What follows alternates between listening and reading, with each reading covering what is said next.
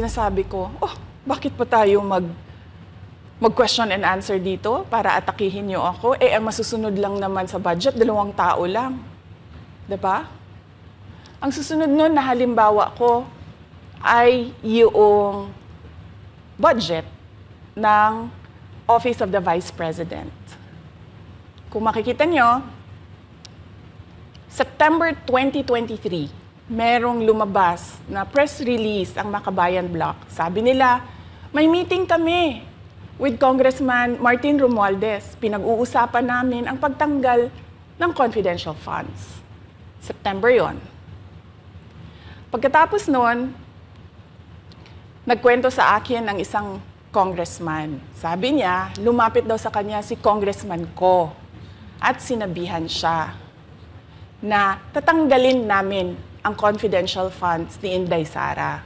Hindi ba siya magagalit? Ang sagot naman sa kanya nung kaibigan ko na congressman, alam mo, si Inday Sara, walang pakialam sa pera yan.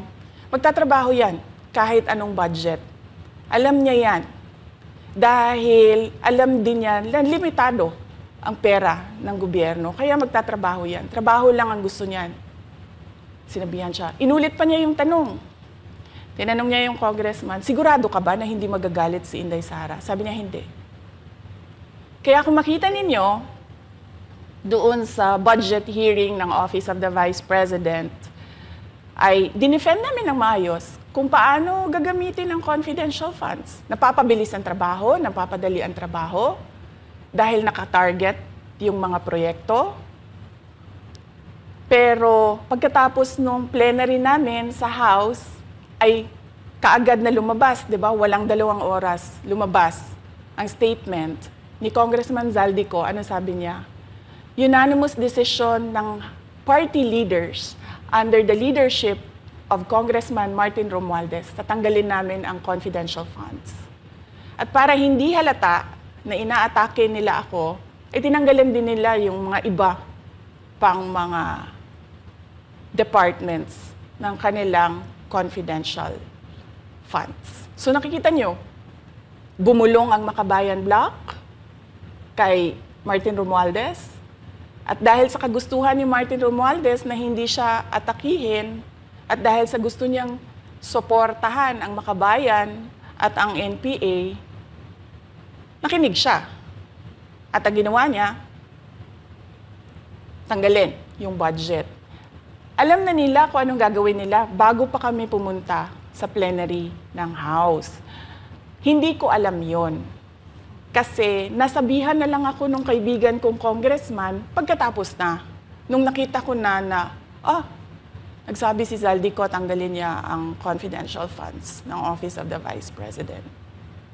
So doon ko na lang naintindihan na aatake sila gamit ang confidential funds. Dahil sumunod nun, October, ay merong dated na October na audit memorandum ang Commission on Audit. Tapos meron silang October 3 na audit memorandum ang Commission on Audit. So sunod-sunod yun, nakita mo. Naglabas ng press release ang Makabayan, nag-defend kami ng budget namin, nagsalita si Zaldico, lumabas ang mga AOM ng COA, September, October. Kaya yan din yung rason. Nung nakita na namin at na-confirm namin doon sa audit memorandum ng COA na ito na yon, confirmation ng pag-atake. Kasi hindi pa kami confirm doon sa unang tanggalin namin yung confidential funds sa OVP.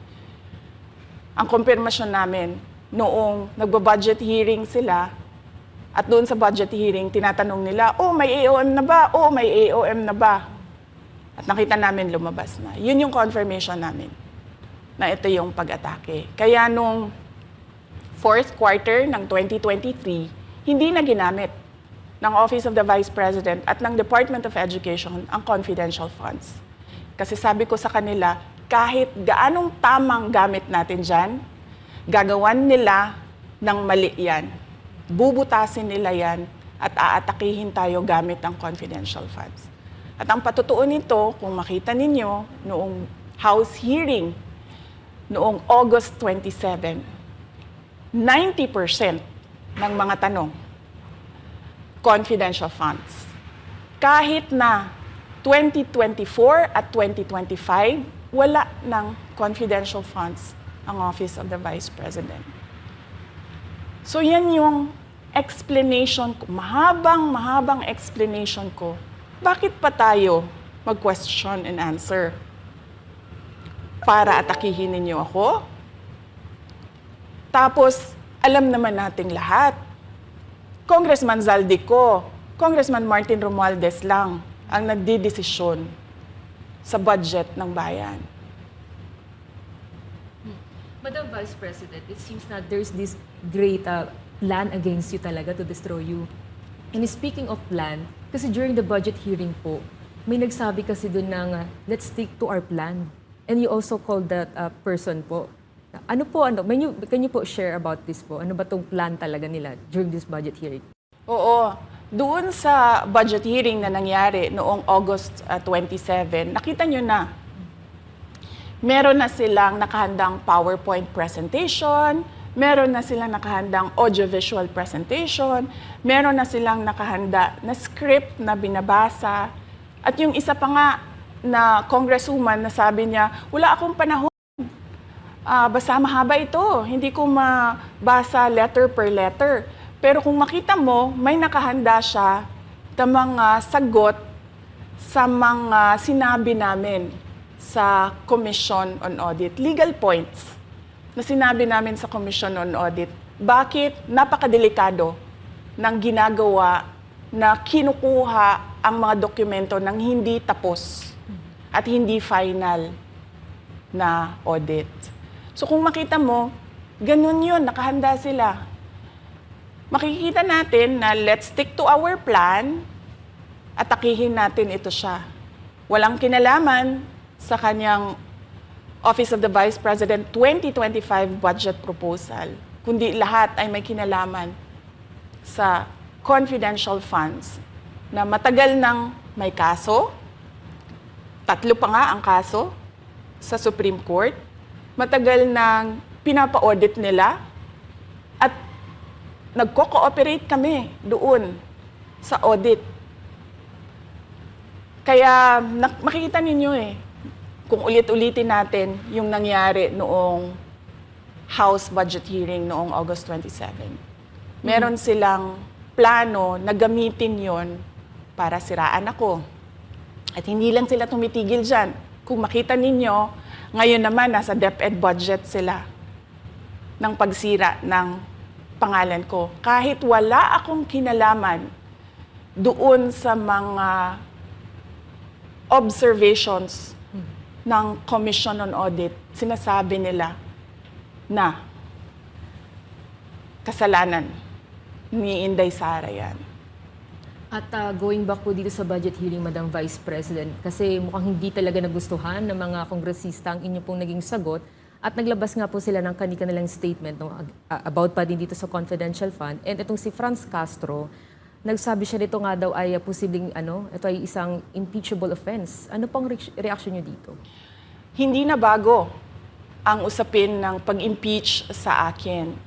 Kung babalik tayo nung nakaraang taon, ay nagsalita na si Franz Castro noong November 2023. Nagsabi na siya, ay pinag-uusapan namin ang impeachment ni Inday Sara. At nagbigay siya ng mga basehan doon sa ifa-file daw nila na impeachment. Kaya tuloy-tuloy lang yan na pinag-uusapan openly diyan sa House of Representatives ang impeachment. At lagi nandyan sa gitna si Franz Castro sa usaping impeachment sa akin. Unang-una, walang misuse ng confidential funds, walang misuse ng funds ng Department of Education. Kaya ngayon, ay pinipilit nilang gawan ng basihan yung mga sinasabi nila na impeachment sa akin. Kaya hindi bago yan na pinag-uusapan ang impeachment. Kasama yan sa plano nila laban sa akin. Ma'am, regarding naman po dito, kasi sa plano daw po nila ay bigyan kayo ng 0 or 1 peso budget ang OVP po. Kung sakaling mangyari po ito, ano ang magiging hakbang po? Narinig din namin na merong defunding, i-defund daw ang Office of the Vice President budget. Narinig din namin na posibleng piso lang ang ibigay na budget sa Office of the Vice President. Handa ako sa Office of the Vice President na magtrabaho kahit walang budget. Maliit lang yung opisina namin, maliit lang yung operations namin, kaya kayang-kaya namin na magtrabaho kahit walang budget. Alam naman namin na kapartiyan ng pag-atake. Kaya kami, tutuloy-tuloy lang din kami sa kailangan namin gawin para sa bayan. Madam Vice President, panghuli na lang po, no? Sa kabila po ng nararanasan ninyo na pag-atake, kaliwat kanan, at ang kalagayan po ng ating bansa, ano po ang inyong mensahe sa ating mga kababayan? Unang-una mensahe ko sa ating mga kababayan, huwag silang magpadala sa ingay ng politika. Kung makikita natin sa kasaysayan, lagi talagang inaatake ang Vice President dahil siya yung tinitingnan ng mga tao na baka magiging sunod na presidente. So lahat ng mga gustong tumakbong presidente ay uunahin nila atakihin talaga ang Vice President. Kaya huwag sila magpadala sa ingay ng paninira at politika. Pangalawa, isa-isahin nila ang bawat papel sa budget ng 2023 at 2024 at 2025. At pangatlo, kailangan magkaisa tayo na tumulong sa mga nangangailangan. Dumadami ang naghihirap na mga pamilya. Dumadami ang nakakaranas ng gutom. Kaya kaya kami tutuloy din ang trabaho namin kahit walang budget. Dahil alam namin na yan yung pinaka-importante sa ngayon. Na matulungan yung mga kababayan natin na naghihirap at walang makain. Yan yung totoong problema ng bayan natin. Once again, ma'am, maraming salamat po sa pagkakataong pinagkaloob niyo po sa amin at nabigyang linaw po ang mga isyong ngayon na headlines po sa iba't ibang media. Maraming salamat po ni Madam Vice President. Thank you very much. Shukran.